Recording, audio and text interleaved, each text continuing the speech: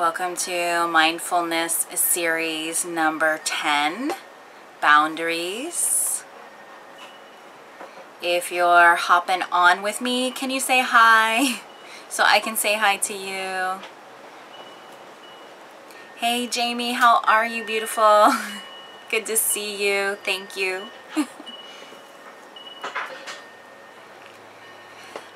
Welcome in, guys, this evening, and I'm coming to you live tonight from Clearwater, Florida. Yay! Where the weather's beautiful.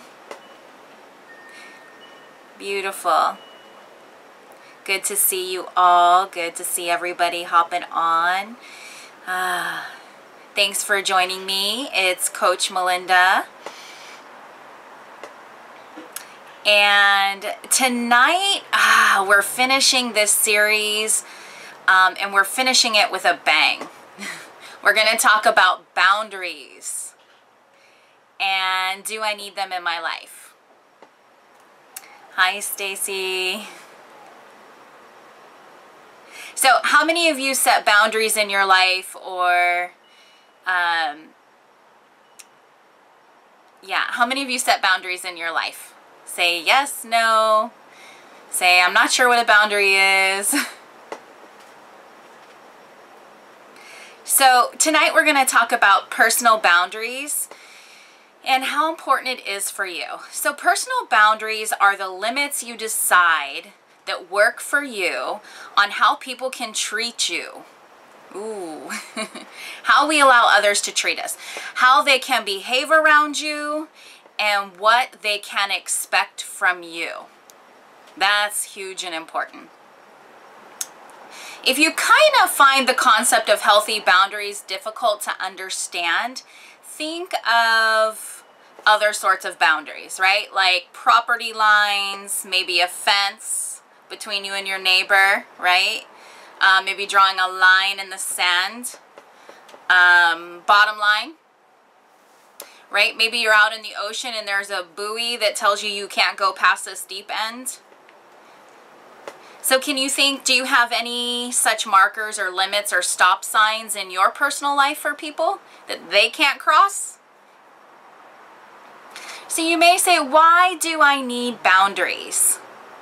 And listen, the truth is if you don't set healthy boundaries, you are likely to constantly be at the mercy of others. Ooh, that's not a good place to feel or to be. This means you allow others to tell you how to think, how to act, and how to feel. And it also means you tend to spend your time and energy doing what others want you to do. Ooh. Anybody done that before? Always doing what other people want to do, putting your own needs aside. People pleasing. Ugh. Right? And in the long term, this can lead to frustration and depression because you will feel unfulfilled and lost in life. Yeah, and it's true. You will. So I'm going to share with you 12 signs. Oh, Julie, no guilt, my friend. Let's talk about how to transform that. So here are 12 signs that you lack boundaries in your life, if you're not sure. And I think it's really clear because a lot of us think we have really healthy boundaries in our life, and then we sometimes allow people to walk over us. So it's important that we see where we might be lacking so we can grow. So the first sign is your relationships tend to be difficult or dramatic. Anybody have dramatic relationships or they're difficult? Because the less boundaries you set, the more you give others a signal that you don't know how to take care of yourself. This leaves you open to attracting people who want to control you. At some point, you might get so frustrated that this table turns and you secretly begin to control the other person. But the sign is that your relationship is difficult or there's so much drama.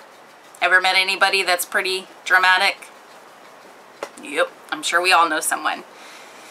The next sign is you find decision making a real challenge. Oh, good job, Julie. This means you often don't know what you want to do when you're faced with a decision. You just kind of blank. You're not sure. You have to reach out to other people to help you decide. Another sign that you lack boundaries in your life is you really, really hate to let other people down. Ooh. Anybody out there guilty of letting people down? People without boundaries tend to go along with other people's plans, or you worry about letting other people down to the extent that you just say yes all the time. Yes. Perhaps you've been called a people pleaser. A people pleaser. Yep. Another sign you lack boundaries is you have guilt and anxiety. You probably feel responsible if others aren't happy. Many people with boundary issues feel guilty for the smallest things too. It doesn't have to be big. Like, you know, taking the last piece of cake or asking someone to move along a bench so you can sit down too. You're often tired for no apparent reason. You're always doing what others want means you leave yourself hardly any time for yourself, so you're cramming all the things you need to do so quickly, which is so exhausting. It's exhausting. But never identifying and pursuing your own dreams in life can also cause a sense of fatigue and end up in mild depression because we're so busy doing things for other people. Another sign is your radar is off when it comes to sharing. Ooh, this is personal, which means lacking personal boundaries can lead to oversharing private details in your life with people you just met. Have you ever met anybody who just shares their whole life with you like that? Yeah, I know some people like that. And leaving you open to hurt and manipulation, which is huge. You know, when we overshare and overgive too much information. This is a big one, guys. You are constantly the victim of situations. You might always feel overlooked or blamed at work, in your family, and in your social circles. You might even be the sort of person that things always seem to go wrong for. Have you ever met anyone that says, I'm not lucky, everything bad that can happen always happens to me? They just think that they're constantly the victim of circumstance and life situations. This is a big one. This was something that really bothered me a lot. Was you are a tiny bit annoyed most of the time. If you often feel slightly annoyed with people, edgy or a bit off, it can be because you are going against your own values and desires non-stop. This feeling can be supported by always feeling worried what others think, and you're feeling guilty for the things that you secretly want. This was my biggest challenge. This one was my biggest challenge. I couldn't understand why I was so annoyed and frustrated. And this was huge for me, you know, because things I was doing were not in alignment with my true values and what mattered for me. You secretly feel that others don't show you respect. How does that feel? Ugh. If you don't set boundaries, people won't know how to act around you. And you'll be left feeling disrespected. This goes with our children, this goes with partners, this goes with people we work with, this goes with every person in your life. If you want respect, you need to set the healthy boundaries so people know. And another boundary is you might just be passive aggressive, which if you always say no when you secretly want to say yes, you will find that you later feel upset and disempowered.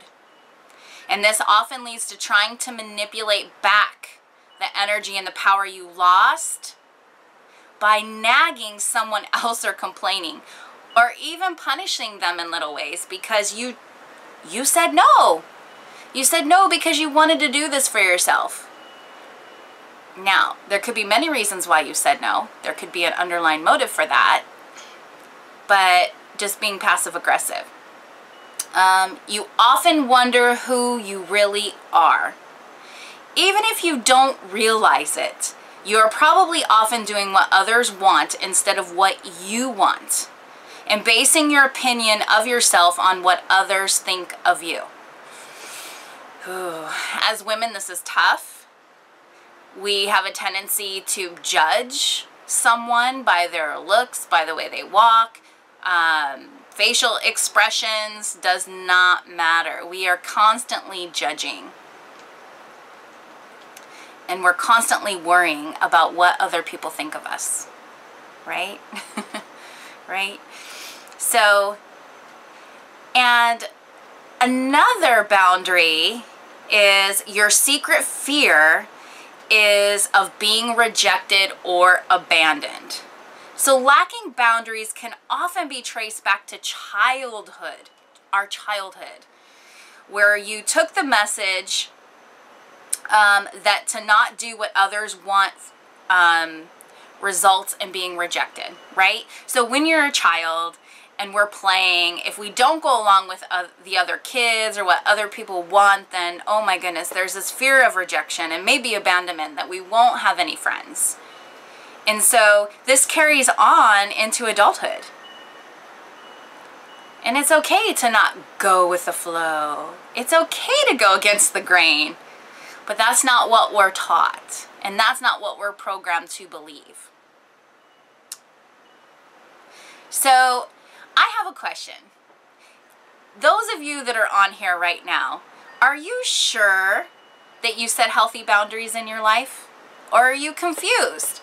I just shared with you 12 signs that you lack boundaries. Areas that you could lack boundaries. And I'm wondering how many areas, hit home for you. There was a few for me when I did this. And so I'm wondering how many of you know if you're setting healthy boundaries or not. If you're not sure, type in the chat sure, and I'll send you a questionnaire just for you to fill out to see if you're setting healthy boundaries in your life, and you just want to know. I have a questionnaire with 10 questions, and you just answer privately to yourself to see, am I on track for what's healthy and right in my life, or do I need to make a quick change? Do I need to start taking action towards boundaries? So if you're someone who's not really sure where you might need it, just put that in there. Type, not sure. And I'll send you those 10 questions in your messenger. And that way you can gauge your current boundaries. I mean, we all need to make sure that we're setting proper boundaries in our lives. And why? Because we get frustrated. We want to go hide. We don't want to be present in the lives of those with us or around us. And we allow negativity to take over our headspace. So, help! I need to set healthy boundaries. What do I do? Are you that person who, as I read these 12 areas where you may lack boundaries, you're like, oh my gosh, oh boy, I need some help.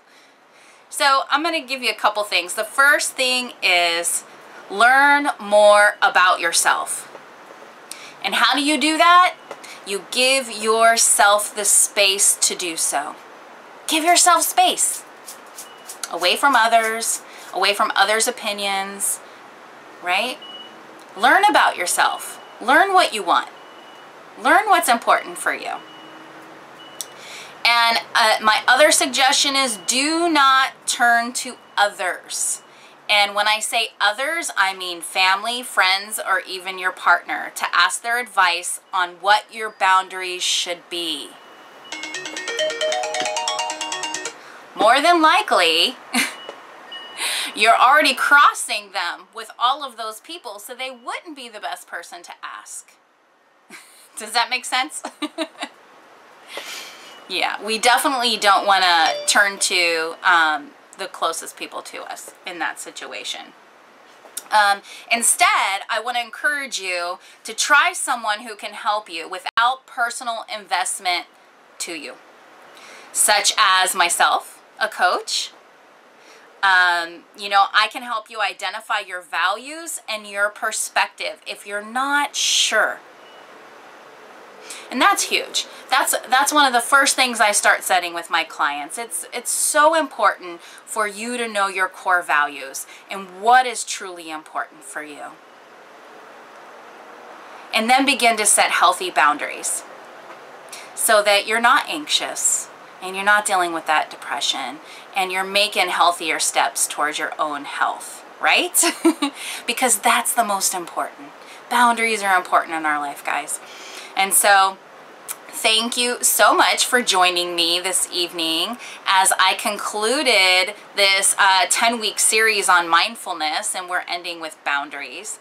And if there is any way that I can support you in your life, please, you know, send me a little heart and I'll send you some information, or just message me.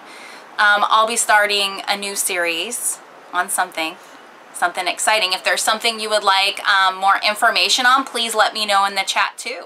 I'm always taking suggestions on what you would like to hear about and what would work for you. Oh, Stacy, I'll send you some information, okay? Yeah, a coach is awesome, by the way. I've had several in my life, and I wouldn't be where I am today without a good coach or mentor. So yeah. So thank you guys so much, and it's been a pleasure, and I will see you again real soon. Bye-bye. Have a great evening.